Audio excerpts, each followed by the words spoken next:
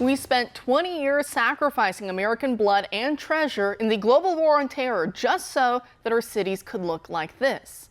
As this insightful commentator points out, Islamic militants waving the symbols of Palestine and Hamas, gleefully showing the bodies of dead Israeli citizens and proudly displaying the swastika.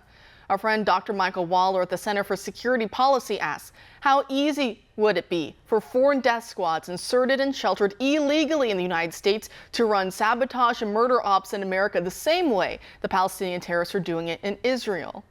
The Somali writer Najma Sharif from Minnesota put it quite bluntly. What did y'all think decolonization meant? Vibes? Papers? Essays? Losers. Not like this, then what? Show us, LOL, end quote.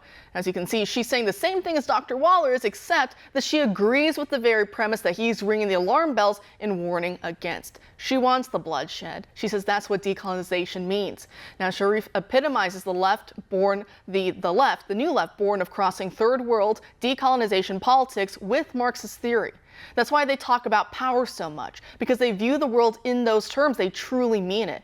They cooperate with true liberals because liberals are dumb enough to believe them, but they don't share the same goals or vision. It's like what the fiction writer Frank Herbert, author of Dune, said, "When I am weaker than you, I ask for freedom because that is according to your principles. When I am stronger than you, I take away your freedom because that is according to my principles," end quote. And that is what we see playing out. I know it's not fun to realize this, but liberalism is a luxury belief held by those who are safe enough to hold them. The idea that every single person, at the end of the day, they all want the same thing. They all want a safe world for everyone to pursue their own happinesses as their merits freely allow them to do so and as they see fit. Sadly, that's not true. Man is born into a fallen world with original sin. Some people and some cultures seek to rise above that through free will and God's grace to become more virtuous. And others seek to stay in that morass of nasty, violent, might-making right mindset. Therefore, say it with me, some cultures are good and other cultures are bad, and therefore diversity is not our strength. Some cultures literally think it is a-okay to brutally rape women, to smash their bones, and to drive their dead bodies through the streets Mogadishu style. You can't come to the table with people who would rather shoot you in the face and have long drawn-out philosophical dialogues about what is true and what's right.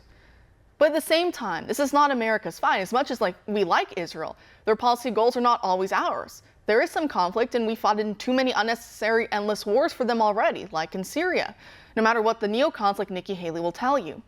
We're already fighting Russia by turning a regional border dispute into a possible World War III situation, breaking our bank and military stockpiles to fund it. Then we have talk of war with China, and now we're going to go and add Iran onto that list because they fund Hamas? Really? Tell me how we're supposed to do that. With what industrial manufacturing base? With what patriotism? With what military?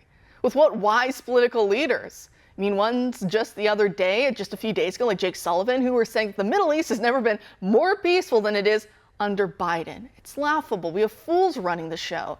The same Biden who's been largely MIA throughout this whole attack on Israel.